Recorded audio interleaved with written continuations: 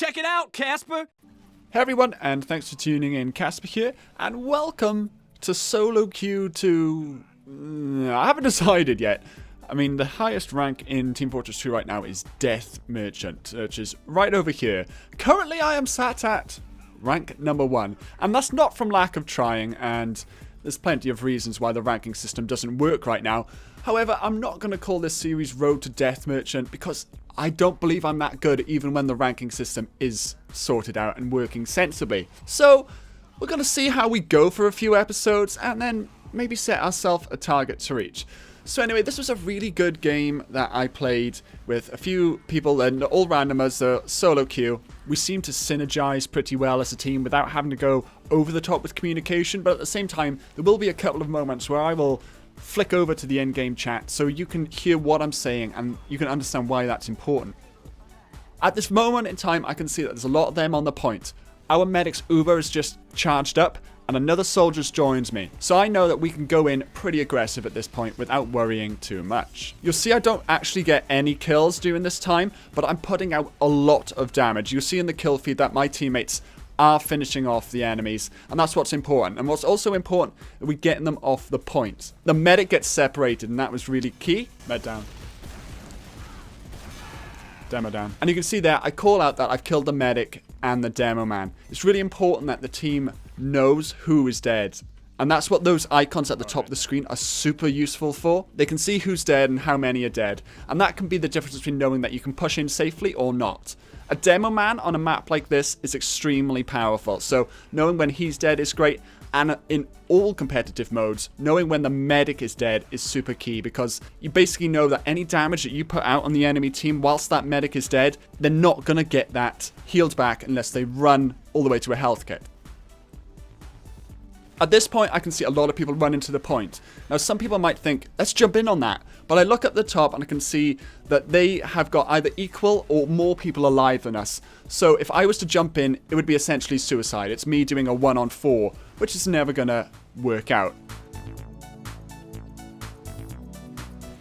They're 3 down.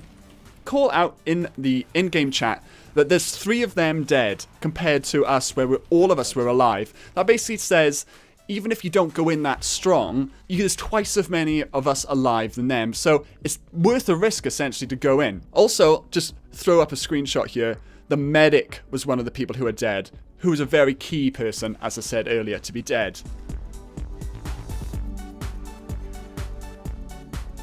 There's quite a key moment here. I get a lot of damage on the medic. What I was saying earlier might make you think, oh, we'll chase the medic down, he's the key person to kill. Instead, I decide to defend our medic by killing this demo man, and I call out on the mic, the medic's really lit, that the medic on the other team is low. So one of my teammates, as you can see here, the scout follows him down and eventually kills him. If I chased that medic, I would have left the demo man there to carry on fighting my team, which could have ended very, well, tragically. You might be thinking, why don't you push forward in this situation? Well, that's certainly an option, but I'm worried that there's no real need to push forward. All we got to do is hold the point. That's the aim of the game. And sometimes, you know, if you're dominating a team, sometimes pushing forward is a really good thing to do. But I could see that they didn't have enough numbers down to really warrant a push forward. They could have easily flanked behind us whilst we were pushing forward, and then we would have had to make a retake play, which is more difficult than a hold one. Good job. They got a sniper. At this point, I call out that there's a sniper there. Anytime there's an unusual class selection, it's worth calling it out because it could catch someone by surprise, which could be the difference between life and death, so it's not worth the risk.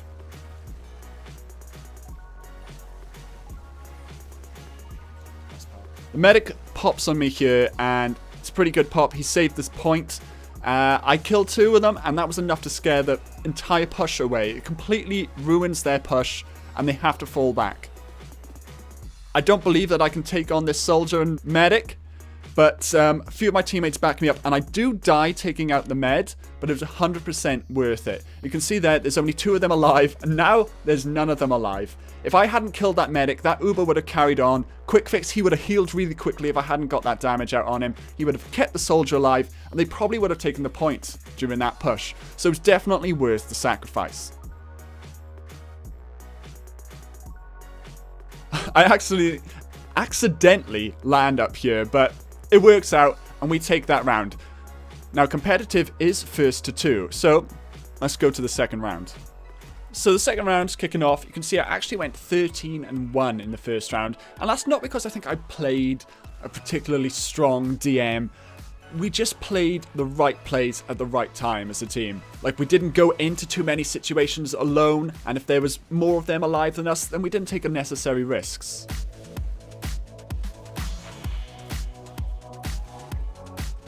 Soldier in our spawn. Don't know if he's still alive. Now, that's a very important call to know that there's a soldier coming to our spawn, because anyone coming out the spawn door knows not to rush out or anything like that. And I can see he does get taken out in the chat, so I can stop worrying about it, because I was waiting for him. Not the chat, the kill feed, obviously.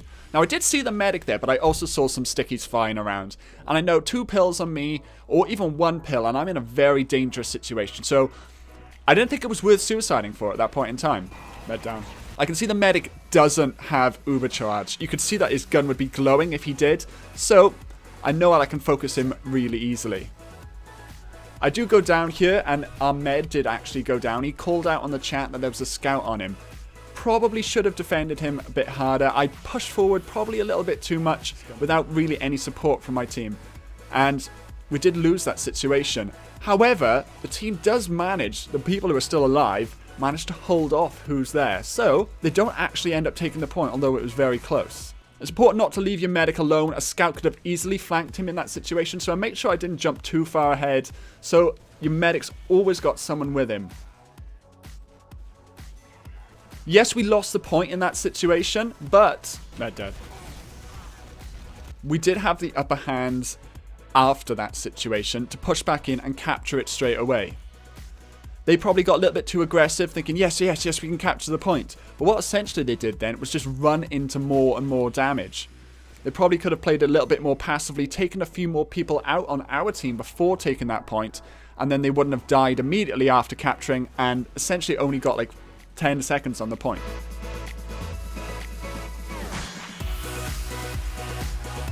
So the rest of the team gets quite aggressive here, and actually ends up with only me and the medic alive. We're only 2 up. It's just you and me, med. I call that in the chat. It's important for the medic to realise that we don't have a lot of clout. He tells me I got Uber, saying he wants to go in. I can see that we've respawned, so I go for it. Unfortunately, they take out the medic, which completely ruins any charge power that we had. It looked like direct hits. Didn't expect it. I'll forgive you. We can't do anything without that Uber. We were depending on that Uber. It would have been enough to scare the other team off, and they wouldn't have got the capture on the point. Even if I didn't get any kills from it, it would have been enough for them to back off, and we would have kept the point. That doesn't happen. They kill the med. They did 100% the right play there. They didn't focus me. They focused the medic. And that's what got them the point in that situation.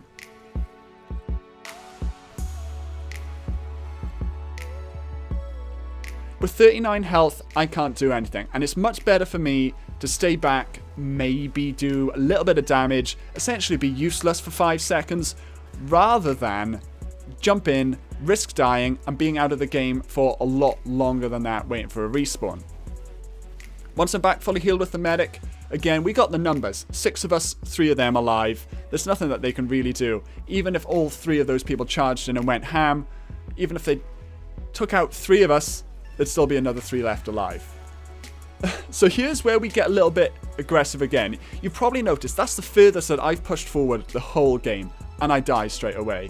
The rest of my team is also pushed forward. We got a guy here in their spawn.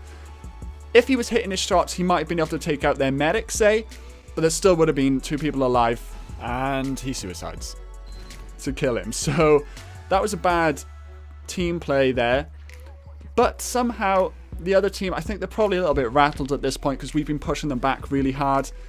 If they'd pushed forward harder, they probably could have got the point. But which is what they've managed to get to now. They do take the point, but you can see, again, 3 of them alive, 6 of us alive. They've quick fixed on the point. And it's important there that I call out that they've used the quick fix, faded, and that it's faded. Because now we know when we can push, and when we can't push. You don't want to push in while they're quick fixing unless you know you can put out a hell of a lot of damage on them. And once the quick fix is faded, then you know that they're probably going to be retreating anyway. They're going to be much more vulnerable to damage, and you can just spam them and kill them like we did. We retook the point, and they basically don't come back into the game after this. They could have waited a little bit. There's no point of that scout rushing in on his own. I don't know what he thought he was going to be able to achieve. They might have been able to retake if that scout had waited and if the other two guys had waited, but they did the mistake basically the whole game that we made there towards the end of pushing forward too much, losing members that you didn't need to lose, and not winning. I'd love to know what you guys think of this series. Would you like to see more Road to whatevers? And if there's any sort of little tidbits that you want to know, let me know what they are, and I can make sure that when I am doing a matchmaking commentary that I do focus on those particular little tips. So thanks everybody for watching. I hope you enjoyed, and I'll see you for the next one. If that ain't fair, I don't